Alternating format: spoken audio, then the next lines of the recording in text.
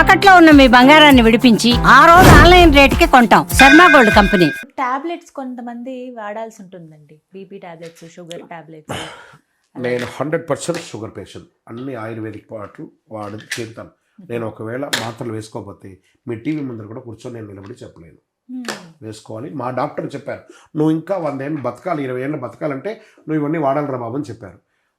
ఆయన ఏం చెప్పారు, వైద్యో నారాయణో హరి అన్నారు. డైరెక్ట్గా చెప్పకుండా వైద్యుడి రూపంలో నాకు నారాయణుడు వచ్చి చెప్పినట్టే నేను వేసుకోక తప్పదు, నేను వేసుకుంటాను. మీరు వేసుకోవాలా లేదని మిమ్మల్ని గుర్తించి అడుగుకోండి. ఒకరోజు వేసుకోకుండా చూడండి, మీ శరీరంలో వచ్చే మార్పులు మీరే చూడండి. నేను అందుకే నన్ను నలుగురి దగ్గర పర్మిషన్ అడగాలని, మీ డాక్టర్ దగ్గర పర్మిషన్ అడగాలి. మాత్రలు వేసుకో. అయ్యప్ప చూసుకుంటా, ఏంది అయ్యప్ప చూసుకోండి, గాల్లో దీపం పెడితే అయ్యప్ప చూసుకుంటాడా? నిన్ను నువ్వు ప్రొటెక్ట్ చేసుకో. ఈ మందు క్వాంటిటీ తగ్గేటట్టుగా నీకు ఆరోగ్యాన్ని నేను ఇస్తాను అంటాడు అయ్యప్ప. అంటే కొన్ని మందుల్లో నాన్ వెజ్ కలిసినట్టుగా. అందుకే ఆయుర్వేదిక్ అన్నాడు. మీరు వినలేదు మొదటి నుంచే ఆయుర్వేదిక్ అంటున్నాను నేను. అప్పటి వరకు ఇంగ్లీష్ మెడిసిన్ వాడిన వాళ్ళు ఆయుర్వేదిక్. ఇప్పుడు కొంతమంది మీరు అడిగింది కరెక్టే, కొన్ని టాబ్లెట్లో ఫిష్ ఆయిల్ కలుస్తూ ఉంటుంది. అవన్నీ చూసుకోండి. నాన్ ఆల్కహాలిక్, వెజ్ అని కొన్ని ఉంటాయి. ఏం గుర్తిస్తాం? కాబట్టి కెమికలేగా. అదే ఆయుర్వేదిక్లో కెమికల్ అనేది తక్కువ ఉంటుంది. అందుకని కొంచెం ఆరోగ్యపరమైనటువంటి ఇవన్నిటికంటే ఎందుకులా చెప్పాం, పొద్దున్న లేస్తారు కదా, సూర్య నమస్కారం చేయండి చాలు. ఆ 12 నమస్కారాలు 16 సార్లు చేయండి. సూర్యుని ఆనందపడతారు, ఆరోగ్యం బాగుంటుంది. Limit of quantity of tablets కూడా తగ్గిపోతుంది. శరణమయ్యప్ప. కొంతమంది ఇంట్లో పీఠం పెట్టుకోవటం మాకు కుదరలేదండి, దేవాలయంలో మేము అలా ఏర్పాటు చేసుకోవచ్చు అంటే మీరు మీ అబ్బాయి మాలేసుకుంటున్నారు. ఆయన మీకోసం, మీ అత్తగారు మామగారు మీ తల్లిదండ్రుల కోసం వేసుకుంటున్నారా లేదా గ్రూప్ కోసం వేసుకుంటున్నారా? మన కోసమే. మరి ఆయనపై అక్కడ పూజ చేస్తే మీరు ఏమైనా చేయగలరా ఆయనకి? You are taken deeksha for you. కాబట్టి మీరు మీ ఇంట్లోనే పెట్టి తీరాలి. నేను గ్రూప్లో ఉంటామంటే ఒక్కళ్ళు కూడా డిసిప్లిన్గా ఉన్న చరిత్ర లేదు. గ్రూప్లో వాడు ఫోన్ పెట్టుకుంటాడు, వాళ్ళ వ్యాపారం ఏంటి, వీడి ఉద్యోగం ఏంటి, వాడేంటి, ఇదేంటి మాట్లాడుకుని తన వ్యక్తిగతమైనటువంటి డెవలప్మెంట్ తగ్గిపోతుంది. అక్కడ ఇంటితో అనుబంధం దూరం అయిపోతుంది. ఎలాగూ 365లో 324 దూరంగానే మ్యాక్సిమం ఉంటున్నాం. ఈ 48 రోజులు కూడా అయ్యప్పగా కూడా దూరం అయిపోతే మీరు ఇంకా మీ ఇంటికి ఏం న్యాయం చేశారు? అయ్యప్ప దగ్గర పోయి అడుగుతారు, ఏనా నాన్న నువ్వు ఎవరికి వస్తుంది, నా భార్య పిల్లలు బాగుండాలి స్వామి. మరి ఒకరోజు కూడా వాళ్ళకి సేవ చేయడానికి అధికారం ఇవ్వలేదు కదా. నువ్వు ఎక్కడ పోయి మండపంలో ఉంటాను అంటున్నావు కదా, అక్కడ పోయి ఏంటో స్వామి నా టవల్, నా షర్ట్, నా డ్రాయర్, ఈ లొల్లే ఉంటుంది. అది మీ ఇంట్లో మీదే కదా, మీరే చేసుకుంటారు. దాన్ని ఎవరు ముట్టరు. పడమ్మాయి దగ్గర కూడా ముట్టలేరు. స్వామి అక్కడ దేవుని బట్టలు ఉన్నాయట వెళ్ళకంటారు. అవునా? అక్కడే ఇది కామన్. టవల్స్ అన్ని సేమ్ ఉంటుంది, షర్ట్ అంతా సేమ్ ఉంటుంది. ఎవరు వేసుకుంటున్నారో తెలీదు. గొడవలు, మాటలు, నువ్వెంత నేనెంత, మళ్ళీ వీడి వ్యాపారం వాడు వింటాడు, వాడు వ్యాపారం వీడు వింటాడు, వీడి సీక్రెట్ వాడు సీక్రెట్, ఎన్ని ఉన్నాయి. మీ యొక్క పర్సనల్ కూడా పోతుంది. జాగ్రత్త. శరణమయ్యప్ప. ఇంటి దగ్గరే పెట్టాలి. మీకోసం దీక్ష తీసుకుంటే మీ ఇంటి దగ్గర పెట్టండి. నేను మా సమాజం కోసం తీసుకుంటాను, నా ఇంటికి సంబంధమే లేదనుకుంటే ఎక్కడైనా ఉండండి. కొంతమంది ఉదయం చక్కగా పూజ చేసుకుంటారు, మీరు చెప్పిన విధానంలో అంతా పూజ చేస్తారు. మధ్యాహ్నం వచ్చేటప్పటికి రాత్రి 8-9 అయిపోతుంది. వచ్చిన తర్వాత కూడా మళ్ళీ దీపం పెట్టాలా? ఖచ్చితంగా వచ్చిన తర్వాత స్నానం చేయాలి కదా. స్నానం చేసి బట్టలు వేసుకొని దీపం పెట్టి పూజ చేయాల్సిందే 100%. మరి ఆ గుండెని ఇచ్చారండి దేవుడు. నాన్న కొంచెం నేను అలసిపోయాను, ఒక 2 నిమిషాలు పడుకుంటాను వేరే ఇంటికి పోయి అని గుండె చెప్తే మీరు ఒప్పుకుంటారా? మీరు పుట్టినప్పటి నుంచి చచ్చినంత వరకు అది ల్యాప్టాప్ కొట్టుకుంటుంది. ఉదయం పెట్టాను, సాయంత్రం పెట్టాను. ఇవన్నీ చేయకపోతే దేవుడు కొడతాడంటే కూడా కొట్టాడు. నువ్వు తీసుకున్నావు కాబట్టి చెయ్యి. దీక్ష నువ్వు తీసుకున్నావు. ఉదయ సంధిలా స్నానం చేసి పూజ చేస్తాను ప్రమాణం చేసి ఆ నమస్కార శ్లోకంలో నువ్వు ఒప్పి చేసుకున్నావు కాబట్టి అలా చేయడానికి సిద్ధం ఉంటేనే కదా తీసుకున్నావు. మరి చెయ్యాలా చేయకూడదా అనుకుంటే దీక్ష తీసుకోవడం వేస్ట్ కదా. నువ్వు రొటీన్గానే ఉండు కదా, దేవుడేం కొట్టలేదు కదా. నువ్వు వచ్చి మాల వేసుకోకపోతే నాకు భక్తులే లేరు అని చెప్పి అయ్యప్ప ఏం అడుకోవట్లేదు కదా. ఎంత రాత్రి అయినా స్నానం చేసి దీపం పెట్టాల్సిందే. దీపం పెట్టడం కాదు, పూజ చేయాల్సిందే. It is half an hour, అరగంట సేపు కూడా. 24 గంటల సేపులో ఉదయం అరగంట, సాయంత్రం అరగంట కూడా కేటాయించకపోతే ఇంకేం నువ్వు వృత్తి చేస్తావు?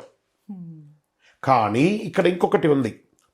వృత్తిపరంగా వ్యాపారపరంగా బిజీగా ఉన్నా కూడా అపజప మంత్రం చేస్తుండాలి. స్వామి స్వామి స్వామి స్వామి లోపల ఆ నామం వెళ్తూ ఉండాలి. If you are talking with somebody, if you are talking with client, if you are talking with customer. నాకు మీతో షూటింగ్ అవుతుండగా నేను ఏం చేస్తాను, పరిగెత్తాను. నాకు జీవనం పెట్టేది అది. ఆ యొక్క లోపల ఉండాలి. ఆ లోపల అందుకే కలవు నామస్మరణాత్ అన్నారు. నామస్మరణ చేస్తే ఎన్ని అపరాధాలకి అన్నిటి కూడా పనిష్మెంట్. తొలగిపోతుంది అని చెప్తూ ఉంటారు. అందుకని నామస్మరణ చేస్తూ ఉండండి. సాయంత్రం ఎక్కువసేపు చేయలేకపోయినా ఈ నామస్మరణ ఉదయం నుంచి సాయంత్రం వరకు చేస్తుంది. It's give oxygen to you. శరణమయ్యప్ప. వృత్తిపరంగా ఎన్నో రకాల సమస్యలు ఎదుర్కొంటూ ఉంటారు. వస్త్రాలు వేసుకోలేని పరిస్థితి కూడా ఉంటుంది. కొంతమంది పోలీసులు కావచ్చు, డాక్టర్స్ కానీ వారు చెప్పులు ధరించాల్సి వస్తుంది కొన్నిసార్లు. ఉట్టి కండవా మాత్రమే వేసుకోవాల్సి వస్తుంది యూనిఫామ్తో పాటుగా. అలా ఉట్టి కండవా కూడా వేసుకోలేని వృత్తిలో ఉన్న వాళ్ళు కూడా చాలా మంది ఉన్నారండి. నాకు పక్కన ఇక్కడ ఇండస్ట్రీ ఉంది, అక్కడ కోల్డ్ స్టోరేజ్ ఉందండి. ఒక టీమ్ ఆఫ్ పీపుల్, ఒక 20 మంది అందులో మాల వేసుకుంటూ ఉంటారు. వాళ్ళు కంప్లీట్ అక్కడ లోపలికి పోతే జాకెట్తోనే వేయాలి. -4-6 డిగ్రీ లోపలికి వెళ్తారు వాళ్ళు. 8 hours 9 hours దాంట్లో ఉంటారు. అరగంట గంటకు ఒకసారి బయటికి వస్తారు. వాళ్ళకి హ్యూమిడిటీకి కొంచెం బయట ఉంటే బాగుంటుంది. హై కూల్డ్కి ఉన్నటువంటి వాళ్ళు షూవే వేసుకోవాలి. అది షూ కాదు, టోటల్ ప్యాక్ ముఖం వరకు ఇట్లా వచ్చేస్తుంది. అలాంటి వాళ్ళు నేను దీక్షలో ఉన్నానండి, 40 రోజులు రానండి అని అంటే, ఇంటికి పోరా బాబు నేను వేరే వాళ్ళని పెట్టుకుంటా అంటారు. ఇటు అయ్యప్ప పేరు చెప్పి నువ్వు రోడ్డు మీద పడతావు. నీ వృత్తి తర్వాత ప్రభుత్వ క్లీనింగ్స్, రోడ్ క్లీనింగ్ చేసేవాళ్ళు, స్కావెంజర్స్, మున్సిపాలిటీలో చేసేవాళ్ళు ఉన్నారు చూస్తారా. నా శిష్యుడే ఒకతను ఉన్నాడు. నేనే వాడికి మాల వేసి నాతో పాటు నేను దీక్షలో కూర్చోబెట్టుకున్నాను. వాడు క్లీన్ చేయకపోతే మా ఇంటి ముందర మొత్తం బ్యాడ్ స్మెల్ వచ్చేస్తుంది.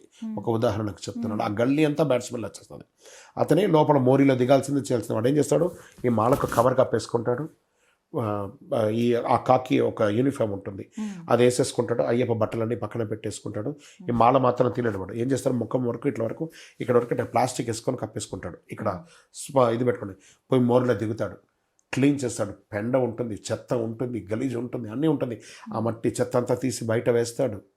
మళ్ళీ బయటకు వచ్చి స్నానం చేసి యథావిధిగా ఉంటాడు. సో అంతకంటే ఏమన్నా ఉంటుందండి.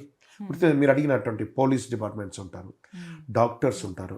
దే హ్యావ్ టు కొన్ని పద్ధతి తప్పదు. వృత్తి వేరు, దీక్ష వేరు. వృత్తికి ఎప్పుడు ఎలా ఉండాలో అలాగే ఉండాలి. మళ్ళీ యాజ్ అందుకని చెప్పాను కదా అని చెప్పి అందరూ సివిల్ డ్రెస్ వేసుకొని తిరగడం కాదు, గుర్తుపెట్టుకోండి.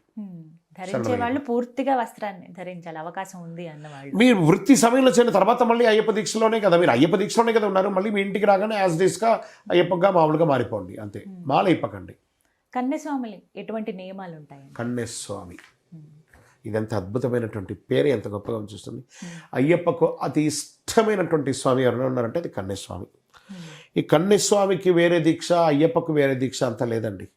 ఎవరికైనా it's A+B² A² + B² + 2AB. అది మారదు. అది 1 అయినా 18 అయినా 36 అయినా అది మారదు. బాగా గుర్తుపెట్టుకున్నది. సేమ్ నేను ఇప్పుడు మీరు ఫస్ట్ ప్రశ్న అడిగారు కదా దీక్ష ఎలా చేయాలని, అలాగే అందరూ చేయాల్సిందే. కానీ మన ఇంట్లో అమ్మని అడిగితే, నాన్నని అడిగితే మీకు పెద్ద అబ్బాయి ఇష్టం, చిన్న అబ్బాయి ఇష్టం అంటే నాకు ఇద్దరు 2 కళ్ళే అంటారు. కానీ ఎక్కడో ఒక పెద్ద అబ్బాయిని ఒకసారి ఇష్టపడతారు, ఎప్పుడో ఒకసారి ఒక చిన్న అబ్బాయిని ఇష్టపడతారు. అలా అయ్యప్ప స్వామికి అతి ఇష్టమైనటువంటి స్వామి ఎవరైనా ఉన్నారంటే అది కన్యస్వామి. కన్యస్వామి నీకు ఎన్నడూ ఎరుగని దివ్యానుభూతి కలిగని. వాడికి మాల వేసుకుంటే ఏదో సమ్ ఫీల్, ఏదో వాడి శరీరంలో ఒక రసాయన మార్పిడి, ఒక తెలియని ఒక అనుభూతి, ఏదో తెలియని భక్త్యావేశం మొదటిసారిగా కలిగని.